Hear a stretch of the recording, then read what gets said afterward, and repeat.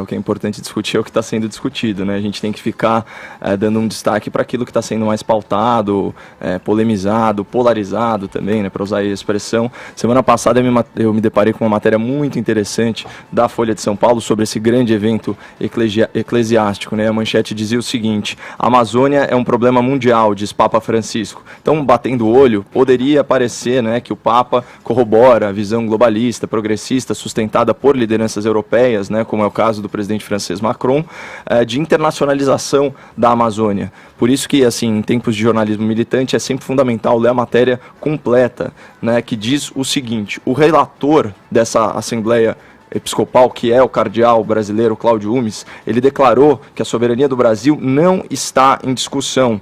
Então vou abrir aspas aqui para o cardeal. Sobre isso, há até uma declaração oficial dos bispos brasileiros. A soberania brasileira é intocável, o que não quer dizer que o resto do planeta não possa falar nada sobre o que acontece na Amazônia. Então vocês vejam que a posição oficial da Igreja, obviamente submetida à autoridade papal, é de não relativizar a soberania brasileira no seu território legal, sem excluir o diálogo com outras nações. E sabe quem mais pensa assim, com bom senso, com patriotismo? Segundo o Datafolha, 75% da população brasileira que afirma que a Amazônia deve ser totalmente administrada pelo Brasil. Metade dessas pessoas também acha legítimo ouvir governos e entidades internacionais, que também é a posição oficial do governo brasileiro, conforme muito bem colocado no discurso do presidente Bolsonaro na ONU, né? Nós já alertamos o ouvinte da PAN que o ambientalismo e o indigenismo europeus, eles são protecionismo disfarçado, né? Então, grandes potências, elas querem frear nosso desenvolvimento econômico porque temem concorrer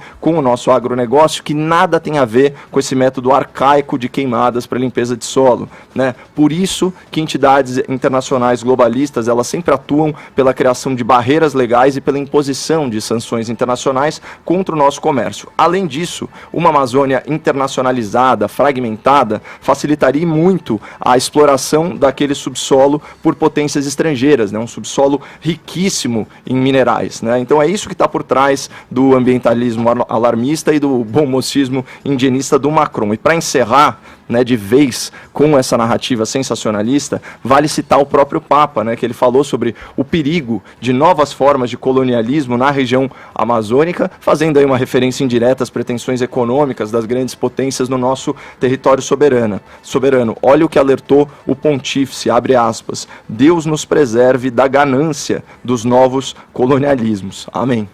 Eu vi uma autoridade ambiental falando a respeito. Eu acho que tem a questão mesmo, quando você regula, quando você põe o poder do Estado regulador para que uma questão tão importante para o Brasil e para o mundo, né, você está dando a chance daquele local ser inclusive mantido como está, preservado como está, né? Tem uma questão que entra no embate político de narrativa, mas eu acho que a grande questão de tudo isso é saber dos povos que ali habitam a opinião, saber como eles podem, como eles enxergam que pode ser feito algum implemento no sentido de que o país se desenvolva e possa ter acesso às suas riquezas minerais, sem você destruir uma questão que é primordial pro Brasil e pro mundo em decorrência, porque a Amazônia pode não ser o pulmão do mundo, mas ela regula o sistema de chuvas que distribui a água, principalmente pelo nosso continente,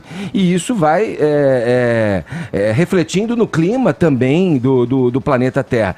É uma questão que traz discussão desde sempre na política, até eu acho que em torno disso se criou o tema sustentabilidade dentro da discussão política, ganhou muita força, principalmente com o partido da Marina Silva, a Rede Sustentabilidade, quer dizer, que prega um desenvolvimento em que um sistema em que o desenvolvimento não seja freado, mas que a gente não destrua ainda mais o nosso planeta com políticas equivocadas.